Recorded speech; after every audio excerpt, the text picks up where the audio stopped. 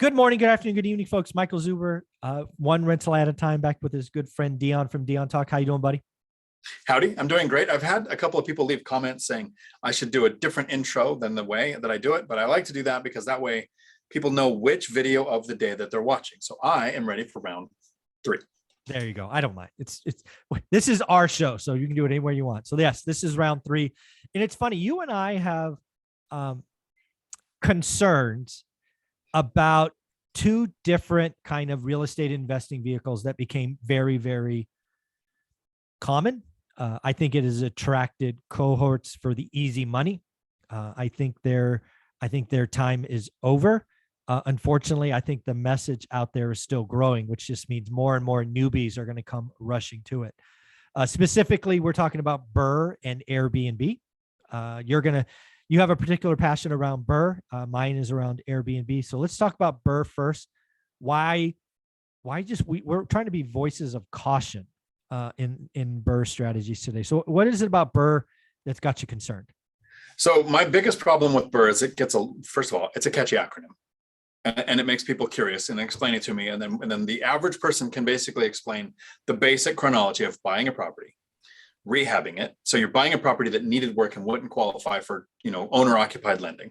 Then you're going to rent it out to stabilize the property. You're going to refinance it, and then you're going to repeat. So everybody understands the process. It's very simple to explain. And if you understand something well enough to explain it simply, that generally means you understand something well enough to do it. In this case, that's not true. So I usually suggest, if you're going to do the BRRRR method, it's not your first, second, maybe even third deal. I want people to understand how to find, screen, place a tenant, how to do a rehab, what the timeline is like, understanding an after repair value, and that a refinance for a property that you own is very different than a refinance for a property that you're purchasing, and all of the pitfalls that people can fall through. So I've been saying that since I started investing.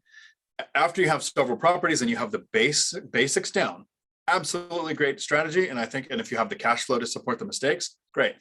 For the last 5 years at least, prices have been increasing enough to where when you make a mistake with the BRRRR method, your delay profited you. Yeah. Prices would continue to go up. So even when you made a mistake, it looked like you were doing great. That being taken away means that someone who is experienced with BRRRR right now is going to have to get everything right. Somebody who's trying BRRRR out for the first or second time is probably going to lose out. Oh, yes. Yeah. And also on top of BRRRR, lenders change, right? The last couple of years, money was raining down on fools, and you could do a BRRRR 3 months after at 75% LTV, no problem. Folks, lenders have changed already. If you don't know, I know people trying to do BRRRRs today that are going 65. And if you didn't plan to keep that extra 10%, you borrowed that money. What are your options? Selling it in this market? Are you kidding me? All right. There's already growing listings. So yeah, I think BRRRR is dangerous. I started doing what before it was called BRRRR back in 2010. Again, a rising market. It was awesome. Millions of dollars, no equity, no cash in deals when they were done. But as you know, right, being the recording for Audible, BRRRR was a big stickler for me. So it's the only topic that I have in this book twice. I have one video with this couple that's done BRRRR successfully. And then I have another investor who's done, I think it was 50 or 60 of them. And he's like advanced strategy. And I totally agree. I think there's a lot of people that were hurt by BRRRR over the last 2 years, basically leaving money in a deal when they plan. Because the reason BRRRR is sexy is it goes under the moniker of no money down.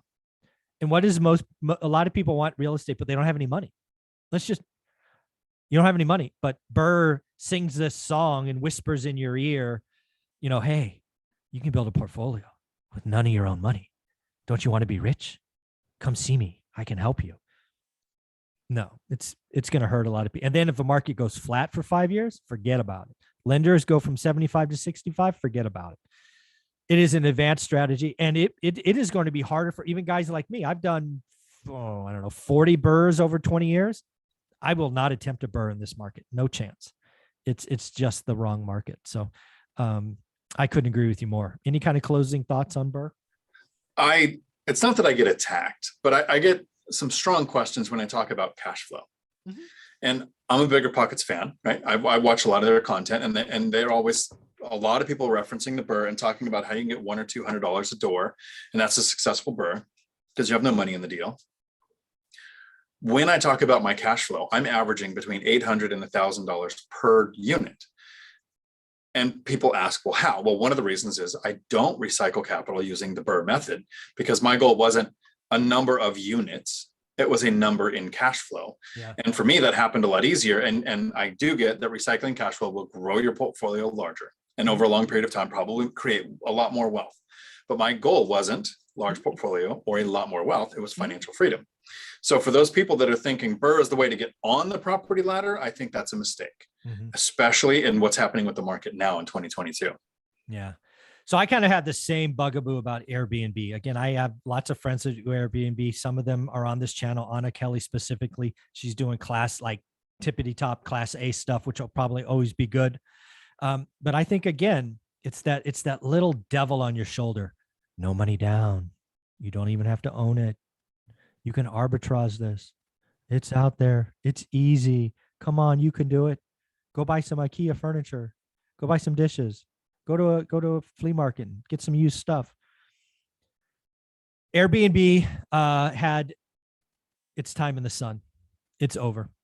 The last couple of years, because of a pandemic, because international travel has been difficult to say the least, and people's just frustration and want to get out. And oh, by the way, we sent out thousands of dollars to people to not work.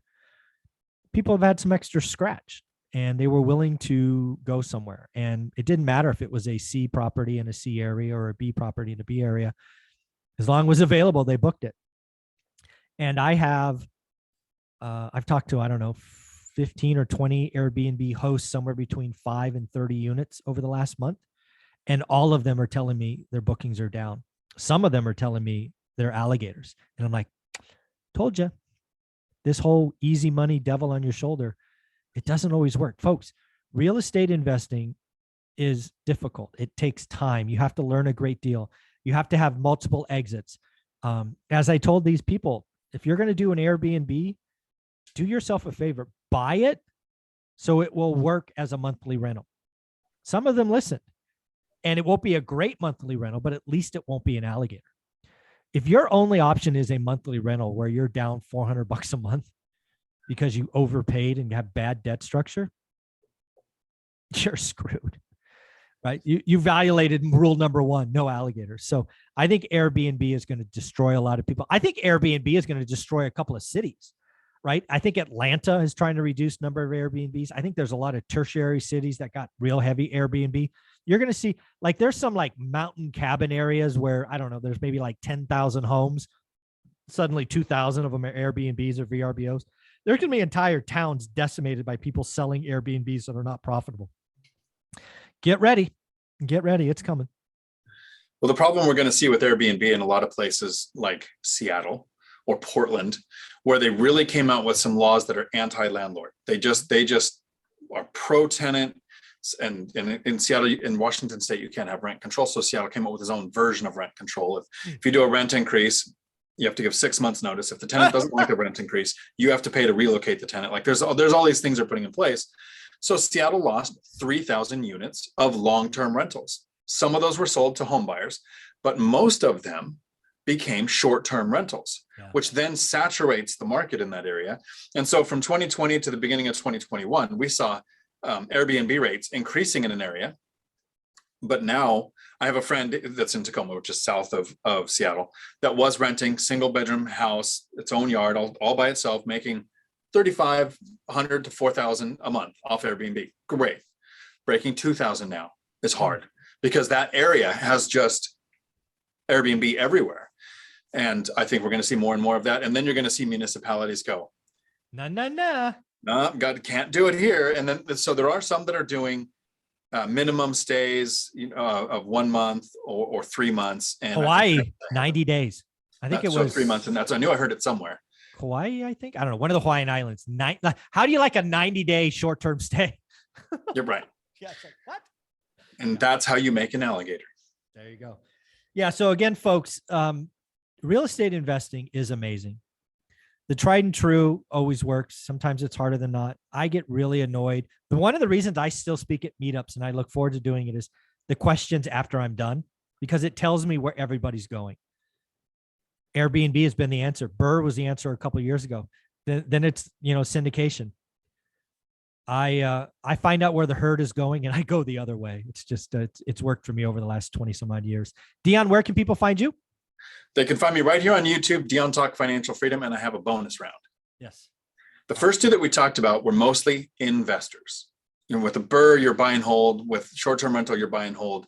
But I think another sector of people in real estate that are going to be impacted is flippers. Ooh, we will do that. I We will do that in the next video. I look forward to that discussion. Where can people find you?